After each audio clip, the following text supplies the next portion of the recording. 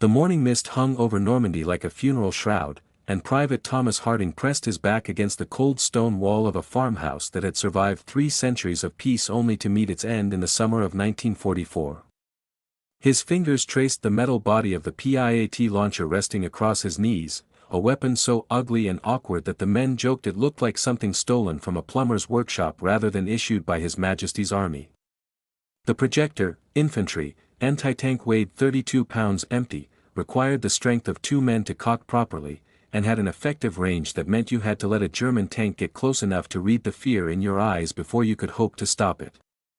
Thomas was 19 years old, and until 6 weeks ago, his greatest worry had been whether his father's butcher shop in Manchester would survive the rationing. Now he crouched in a ruined French village called Saint-Martin-de-Champs, listening to the distant thunder of tank engines and wondering if he would live to see another dawn. Sergeant William Cole moved along the defensive line like a ghost, his boots making no sound on the rubble-strewn ground. Cole was 42 years old and carried the weight of 2 wars and the scar that ran from his ear to his chin, a souvenir from the Somme that he never discussed. He stopped beside Thomas and studied the young man's face with eyes that had seen too many boys become corpses. The sergeant tapped the PIAT with one calloused finger. "You know what the Germans think when they see British infantry without tanks?" he asked, his voice barely above a whisper. Thomas shook his head, not trusting himself to speak. "They think we will run. They have spent 4 years watching armies crumble before their Panzers. They believe their tanks are gods and we are nothing but ants waiting to be crushed." Cole's scarred face twisted into something that might have been a smile.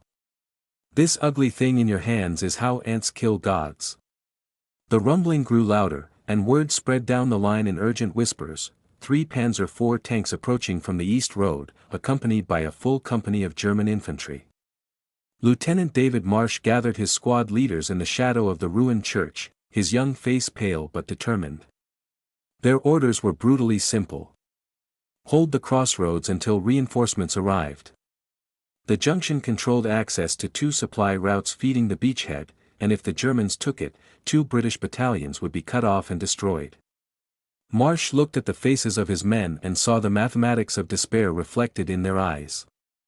They had no tanks, no artillery support, and their radio had been destroyed in yesterday's shelling. The nearest friendly unit was 3 miles away across open ground crawling with German patrols. They would fight alone or die alone, and probably both. The men counted their ammunition with the careful attention of gamblers calculating their last chips. 6 PIAT rounds. 6 chances to stop 3 tanks, each one a 50-ton monster of steel and fire that could destroy a building with a single shell. Private Michael Shaw, who had made his living telling jokes in London music halls before the war turned him into a soldier, laughed without any humor at all. 6 rounds for 3 tanks means 2 shots each. "So which of you lads feels confident about missing?" Nobody answered. The silence stretched until it became unbearable, broken only by the growing roar of engines that seemed to make the very air tremble. Thomas studied the PIAT in his hands and tried to remember everything the instructors had told him during training.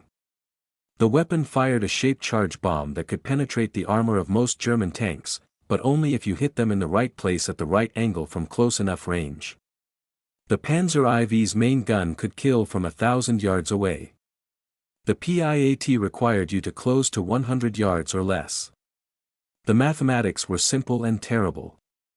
To have any chance of survival, they would have to let the tanks come so close that the crews could see individual faces through their vision slits. The mist began to lift as if some malevolent stage manager was raising a curtain on a tragedy, and through the thinning haze, Thomas saw shapes emerging from the hedgerows. Angular. Massive. Unstoppable. The lead panzer materialized like a monster from a childhood nightmare, its long gun sweeping toward the village with the lazy confidence of a predator that had never known defeat. Behind it came the others, spread in formation, their tracks churning the French soil into mud. The turret of the lead tank rotated slowly, searching for targets, and Thomas felt his heart stop as the gun barrel seemed to point directly at him. Sergeant Cole placed a hand on his shoulder, and the weight of it felt like the only thing keeping Thomas anchored to the earth. "Remember, lad," the sergeant said quietly. "Wait until you see the whites of their tracks. And whatever happens next, do not run. Running is how ants die. Thomas wanted to answer, but his throat had closed around words that would not come. The war had found him, and there was nowhere left to hide. The lead panzer stopped 400 yards from the village edge, and in the terrible silence that followed, Thomas could hear his own heartbeat pounding against his ribs like a prisoner demanding release. The tank commander emerged from his hatch with the casual arrogance of a man who had conquered half of Europe, lifting binoculars to scan the ruined buildings ahead. German tank doctrine in 1944 was built on a simple truth that had proven itself from Poland to France to the steppes of Russia: infantry could not stop armor, and those who tried would die screaming beneath the treads. The commander saw what he expected to see. Rubble. Ruins. Frightened men with rifles that could not scratch his steel hide. He spoke into his radio, dropped back into the turret, and sealed the hatch behind him. The panzer lurched forward, and its companion spread to either flank in a classic pincer maneuver that Thomas recognized from training lectures that had seemed academic just weeks ago. The lead tank would drive up the center road while the others swept around to crush the village between them.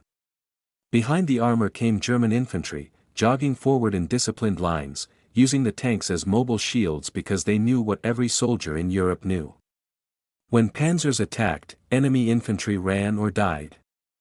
There was no third option. Sergeant Cole crawled to Thomas's position, pressing himself flat against the rubble. The lead tank belongs to you.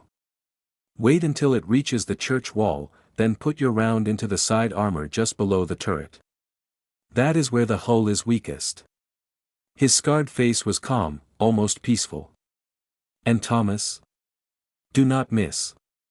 You will not get a second chance. The minutes stretched into eternities as the panzer ground forward, crushing a farmer's fence beneath its tracks, its engine roaring with the voice of mechanical thunder. 150 yards. 100 yards. Thomas could see individual rivets on the armor plate. He could see scratches where bullets had bounced harmlessly away. He could see the muzzle of the machine gun mounted beside the main cannon, waiting to cut down anyone foolish enough to stand against such overwhelming power. His hands trembled on the PIAT's grip, and he forced himself to breathe, to focus, to remember that somewhere beneath all that armor were 5 men who bled and died just like anyone else. The tank reached the church wall, and Thomas rose from cover. The PIAT was heavier than sin, awkward as a broken promise, and in that frozen moment, the panzer seemed impossibly huge, impossibly invincible, impossibly close. He squeezed the trigger. The weapon kicked against his shoulder with a force that nearly knocked him backward, and the shaped charge bomb flew true across the gap between David and Goliath. It struck the panzer just below the turret ring, and for one heartbeat that lasted 1,000 years, nothing happened. Then the ammunition stored inside the tank detonated in a chain reaction of fire and fury. Flame erupted from every hatch and viewport. The turret lifted from the hull as if punched by the fist of an angry god and crashed into the church wall in an avalanche of stone and burning steel. The German infantry froze in shock. They had never seen this. They had conquered nations with these tanks. They had driven armies before them like leaves before a storm. Now one of their gods lay burning in a French village, killed by a single British soldier with a weapon that looked like a joke. Thomas stared at the inferno he had created and felt the weight of 5 lives pressing down on his soul. He had just killed 5 men. Sons. Brothers. Fathers perhaps. He felt nothing at first, and then he felt everything, a wave of horror and triumph and sick satisfaction that would haunt his dreams for the rest of his life. The other panzers opened fire, and the world dissolved into chaos. Shells slammed into the village with thunderous impacts that shattered walls and sent stone fragments screaming through the air. The church steeple collapsed in a cascade of ancient masonry. Dust and smoke filled the streets until visibility dropped to mere yards. But through the confusion, Corporal James Wright found his shot. His PIAT round struck the 2nd Panzer's engine compartment, and fire blossomed from the rear deck. The crew abandoned the burning tank, scrambling through hatches only to be cut down by British rifles before their boots touched the ground. The 3rd Panzer began to reverse, its crew suddenly aware that this village was not the easy conquest they had expected. It fired as it retreated, shells demolishing buildings with each shot, but the infantry fell back with it, unwilling to advance without armor support. In 5 minutes of violence, 2 German tanks lay burning, and the crossroads remained in British hands. Lieutenant Marsh swept the eastern horizon with his binoculars, and his face went pale. More shapes moved in the distance. Many more. That was just the scouting force, he said quietly. The main attack is coming. They had used 3 PIAT rounds. They had 3 left, and the afternoon was just beginning. Noon brought no mercy to Saint-Martin-de-Champs. The sun blazed down on rubble that had been homes and shops and dreams, and the 2 burning Panzers sent columns of black smoke spiraling into the sky like signal fires announcing British positions to every German unit within 10 miles. Thomas sat with his back against a shattered wall, staring at hands that would not stop trembling no matter how tightly he pressed them together. Sergeant Cole appeared beside him with a canteen of water that tasted like rust and salvation. "The first kill changes something inside you," the sergeant said, his voice carrying the weight of experience that no training could provide. "It does not get easier with time. You simply learn to keep moving despite the weight." He paused, studying the young man's face. "Some men break under that weight. Others discover they can carry more than they ever imagined. You decide which one you are." The afternoon hours crawled past like wounded soldiers, and Lieutenant Marsh organized the survivors into a desperate defensive formation. They had lost 4 men killed and 12 wounded in the morning engagement, reducing their effective strength to barely 24 rifles. They could not retreat across open ground swarming with German patrols. They could not advance without armor support. They could only dig deeper into their positions, reinforce crumbling walls with rubble and prayer, and wait for an enemy they knew was coming. Private Shaw discovered a cellar beneath the village stocked with dusty wine bottles that had survived the German occupation, and he carried them up one by one with a grin that held no joy. "If we are going to die today, we might as well die comfortable." Nobody touched the wine. Nobody laughed at the joke that a wounded German prisoner, his leg shattered by rifle fire, confirmed their worst fears between gasps of pain. A full panzer company was forming beyond the ridge. 8 tanks. 2 companies of motorized infantry. Enough firepower to reduce the village to dust and every man in it to memory.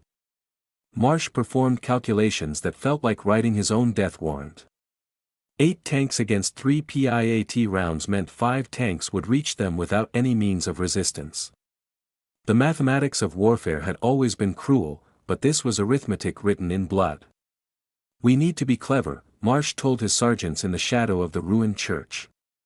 "We need to make them believe we have more anti-tank weapons than we do." The plan that emerged was born of desperation and theatrical instinct. They created dummy positions throughout the village, propping broken rifles and helmets on sticks behind walls, arranging debris to suggest hidden strongpoints. They spread their 3 PIAT teams across different sectors, each one supported by riflemen who would draw attention and create the illusion of strength. The Germans believed in overwhelming force because overwhelming force had always worked. Perhaps the appearance of equal force would make them hesitate. The second attack came at 3 o'clock, heralded by the thunder of 8 Panzer engines and the disciplined tramp of infantry boots. This time there was no reconnaissance, no cautious probe. The German commander had learned that caution meant burning tanks, and he sent his armor forward in a wedge formation designed to breach the village defenses through sheer mass and momentum. Infantry followed close behind the tanks, ready to pour through any gap the Panzers created. It was textbook armored assault doctrine, perfected through years of conquest, and it had broken stronger positions than a handful of exhausted British soldiers clinging to crossroads they could not abandon. The lead tank crashed through the village boundary wall without slowing, its tracks churning rubble into powder. Thomas waited in his position near the crossroads, the PIAT heavy against his shoulder, watching death approach in the form of 50 tons of German engineering. He fired at 30 yards, and the round struck true, punching through side armor and detonating inside the hull. The Panzer shuddered, stopped, and began to burn. Chaos consumed the village as tanks and infantry fought at ranges where soldiers could see the expressions on enemy faces. Corporal Wright destroyed another panzer with a shot that caught its ammunition storage, sending the turret spinning into the sky. The 3rd PIAT team brought down a tank near the church before German machine gun fire silenced them forever. 3 more tanks burning. 3 PIAT rounds expended. 4 Panzers remained, and the British had nothing left to stop them. The surviving tanks rolled through the village with impunity now, their commanders knowing the anti-tank threat had been neutralized. They demolished buildings systematically, each shell erasing another piece of cover, each explosion killing or wounding men who had nowhere left to hide. Marsh gathered his survivors in the church cellar, counting faces in the flickering light of burning debris. 20 men remained. No heavy weapons. No hope of reinforcement before nightfall. Then Private Shaw held up one of the wine bottles, and his eyes glittered with something that looked like madness. Petrol from the vehicles. Rags from the dead. We make Molotov cocktails. Marsh stared at him. You want to attack tanks with burning glass. Better than attacking them with harsh language, sir. It was insane. It was suicide. It was the only option remaining. Twilight painted the ruins of St. Martin-de-Champs in shades of orange and crimson that might have been beautiful if they came from sunset rather than burning buildings and dying men. 4 Panzers prowled the village streets like wolves circling wounded prey, their hatches sealed against sniper fire, their main guns ready to destroy anything that moved. German infantry swept through the rubble in teams of 4, clearing buildings with grenades and automatic weapons, certain that victory was minutes away. In the cellar beneath what had once been a church, 20 British soldiers prepared to charge armored tanks with glass bottles filled with petrol, and none of them believed they would survive the next hour. Lieutenant Marsh spoke quietly, his voice steady despite the fear that every man could see in his eyes. The Panzer IV has an air intake grill on the engine deck at the rear. If we can get burning petrol onto that grill, it will be drawn into the engine compartment. The tank will die. He did not mention the machine guns mounted on every panzer. He did not mention the infantry escorts or the main cannons or the simple fact that a man running at a tank with a bottle was the most exposed target on any battlefield. We go in pairs. One throws while the other provides covering fire. If your partner falls, you keep going. If you fall, your partner keeps going. He looked at their faces, these men who had become brothers through shared terror and defiance. We hold until reinforcements arrive or we die trying. Those are the only options remaining. Thomas paired with Private Shaw, and the former comedian's grin had become something savage and strange. Just like the pictures, eh? Except the pictures always have happy endings, and I have a feeling ours involves considerably more bleeding. Each man clutched a wine bottle transformed into a weapon through the desperate alchemy of petrol and rags, and when Sergeant Cole lit the first fuse, the flickering flame illuminated faces that had aged years in a single afternoon. They went at dusk when the light was failing and the smoke from burning buildings provided cover that might keep them alive for a few precious seconds longer. Thomas ran through hell. Bullets cracked past his ears and kicked up spurts of dust at his feet. He saw Shaw stumble and fall, blood spreading across his uniform, and he kept running because stopping meant dying and dying meant the Germans would take the crossroads and 2 battalions of his countrymen would pay the price. He reached the nearest panzer and fumbled with his lighter, hands slick with sweat and fear, and the rag caught fire with a whoosh that seemed impossibly loud. He threw the bottle and watched it shatter against the engine deck, petrol spreading in a sheet of blue and orange flame. The tank lurched forward, trying to shake off the fire, but the flames found the air intake and were drawn inside. The engine screamed, coughed, and died. Smoke poured from every seam in the armor, the survivors kept attacking through the gathering darkness, and the village became a nightmare landscape of fire and shadow where Germans and British killed each other at arm's length. Another panzer caught fire when 3 bottles struck its engine compartment in rapid succession. A third died when a burning bottle found an open hatch, filling the crew compartment with flames that drove the crew screaming into the open where British rifles waited. The 4th tank turned and fled, its commander finally understanding that this village held men who would not break regardless of the odds against them. Thomas did not remember the battle ending. He remembered Sergeant Cole dragging him into a shell crater. he remembered the silence that fell when the last engine sounds faded into the distance, and he remembered looking at his hands in the dying light and seeing burns and blood that would leave scars he would carry forever. Of the 20 men who charged the Panzers with burning bottles, 8 remained alive. Lieutenant Marsh lay dead near the crossroads he had sworn to hold. Private Shaw had stopped breathing somewhere in the rubble. Corporal Wright, who had killed 2 tanks with his PIAT, had given his life to buy time for the others.